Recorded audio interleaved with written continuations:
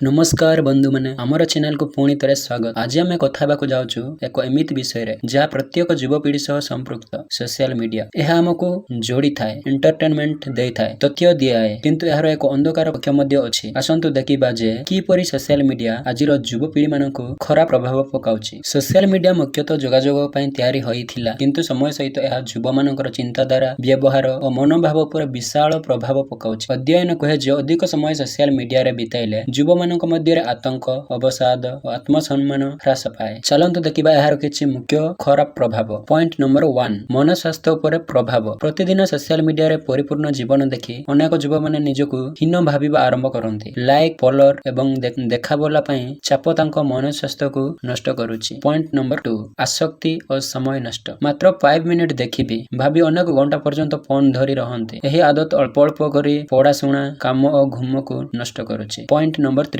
Cyber bullying. अनेक युवा माने ऑनलाइन गाली ट्रोल अपमान रो सामना करुचंती। एही प्रकार साइबर बुलिंग तांको मन को आघात दे दीर्घ समय पर्यंत प्रभाव पकाए। पॉइंट नंबर 4 वास्तविक संपर्क रो ह्रास। जेतेबेले आमे ऑनलाइन जड़ित हेउछु सेतेबेले पारिवारिक मित्रता संधि संपर्क दैनिक जीवन रु दूर हेउछि। सत्य संपर्क हळु हळु अनुपस्थित हेउछि। सोशल मीडिया हमकु जोड़े किंतु असल रे अनेक अलग अनुभव करंती। पॉइंट नंबर 5 भूल खबर और अवास्तविक ट्रेंड। सोशल मीडिया रे जहाँ देखुचु सेटा अनेक समय रे फिल्टर और एडिट थाए। एगुड़िक युवा माने सत्य बोली जाने जणे कूल हेबा पई असुस्थ ट्रेंड को अनुसरण करंती। बंधु माने सोशल मीडिया निजे खराब नुहे यह एक उपकरण। यार प्रभाव निर्भर करे आपण किपरि व्यवहार करूचंती यार उपरे। समय सीमा रखंतु सजग रुहंतु लाइक और फॉलोअर निज मूल्य निर्णय करंतु नहीं। जदि एही वीडियो भल लागिला लाइक करंतु शेयर करंतु आम चैनल को सब्सक्राइब करंतु। पुणी मिसिबा आगामी वीडियो रे एक नया विषय